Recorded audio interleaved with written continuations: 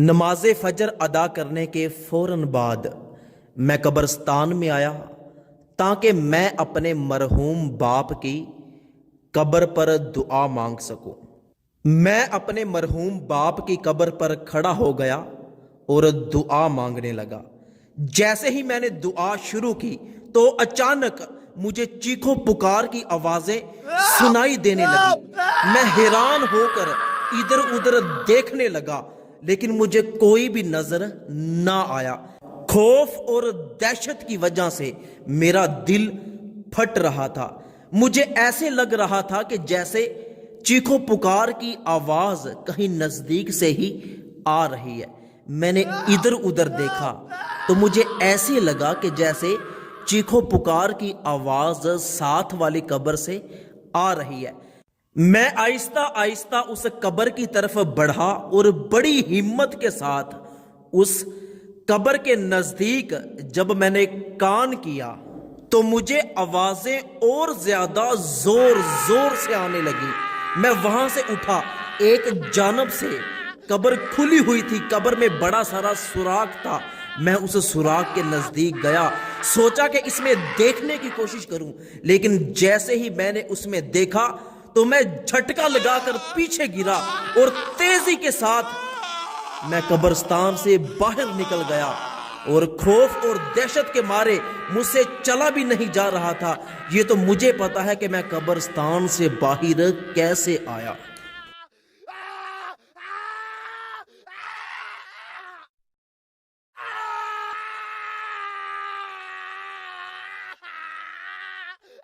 میں جلدی کے ساتھ اپنی موٹر سائیکل کے پاس آیا، موٹر سائیکل پر بیٹھا، موٹر سائیکل کو سٹارٹ کیا اور جلدی کے ساتھ اپنے گاؤں میں چلا گیا۔ میں گاؤں جا کر جلدی سے قبر بنانے والے مستری کو، جس نے ہمارے گاؤں کی ساری قبریں بنائی، اس کو میں قبرستان میں لے کر آیا تاکہ اس کو یہ معاملہ دکھا سکوں اور پوچھ سکوں کہ یہ قبر کس کی ہے۔ وہ بار بار مجھ سے ہاتھ پکڑ کے پوچھے کہ آخر اتنی جلدی تم مجھے قبرستان میں کیوں لے کر آئے ہو؟ میں نے اسے کہا کہ بس آپ چلتے رہو۔ وہ بندہ بڑی حیرانگی کے ساتھ میرے ساتھ چل رہا تھا۔ جب ہم دونوں قبر پر پہنچے تو میں نے کہا کہ 1 منٹ پیچھے رکو۔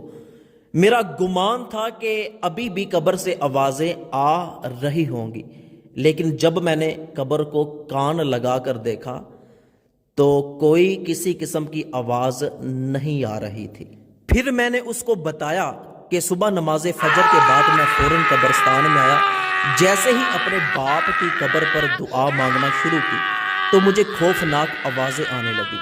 میں نے ادھر ادھر دیکھا، کوئی نظر نہیں آیا تو میں اس قبر کی طرف بڑھا تو اس قبر سے مجھے وہ خطرناک اور خوفناک آوازیں آ رہی تھیں۔ کیا آپ جانتے ہیں کہ یہ قبر کس کی ہے؟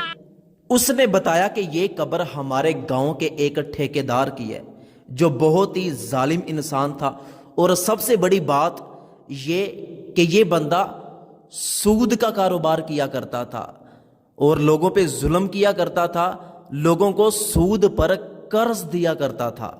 تو میں سمجھ گیا کہ قبر سے جو آوازیں آ رہی ہیں یہ یقیناً سود کا کاروبار کرنے کی وجہ سے عذاب مل رہا ہے۔ تو میری اللہ پاک سے دعا ہے کہ اللہ پاک مجھے اور آپ کو سود جیسے بڑے گناہ سے بچنے کی توفیق عطا فرمائے۔ اچھی بات دوسروں تک پہنچانا صدقہ جاریہ ہے۔ اس ویڈیو کو جلدی سے اپنے تمام دوستوں کے ساتھ شیئر ضرور کیجیے گا۔